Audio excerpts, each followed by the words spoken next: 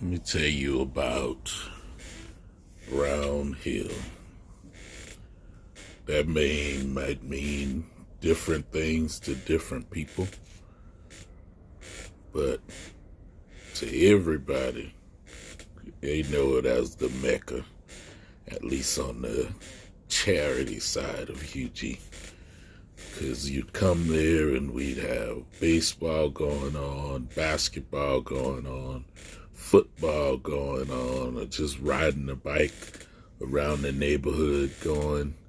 And everybody would be out there, girls, boys, women, men, probably ranging from 40 down to 6. And we'd all play and just have a good time in what we would call the big yard. The big yard is the central place on Brown Hill where everybody came to play. But I guess if I'm going to tell the story of Brown Hill through my eyes, it'd have to start with 3 people. And so this is about Drix, Loke, and Dog. And these 3 boys, I'd say around 5 or 6 years old is when it all started. They're all separated by 1 year. And so Drix was probably 5, Dog was 6, and Loke would be 7. And so every summer, it could be 6:30, 7 o'clock in the morning, one of these boys woke up and they'd run outside and give out a scream.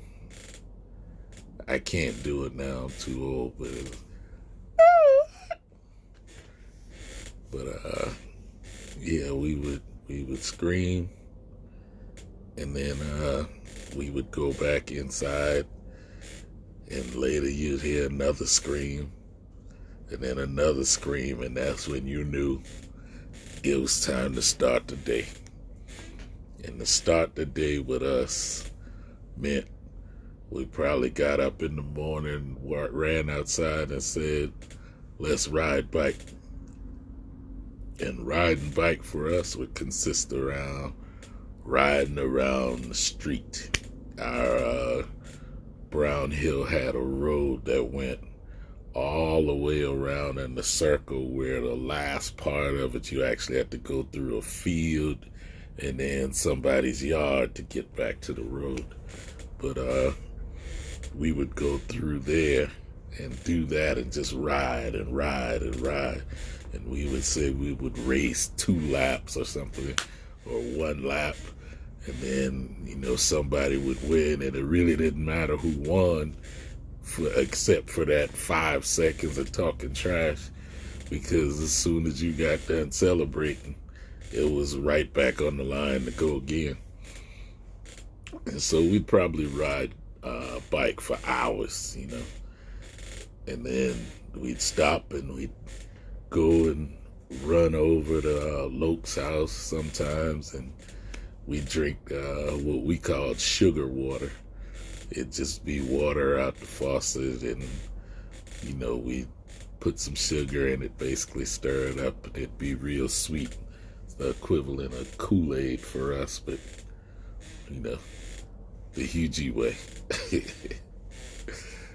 And then we'd come back outside, and it'd be time to play what we call throw up tackle.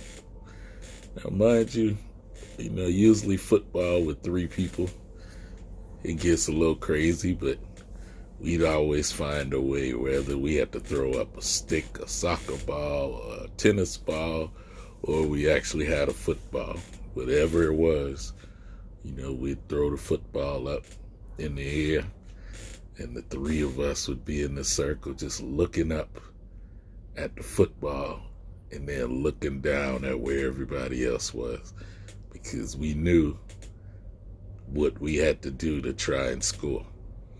So the object of the game is somebody catches the ball and then you take off running one way and you got to score that way.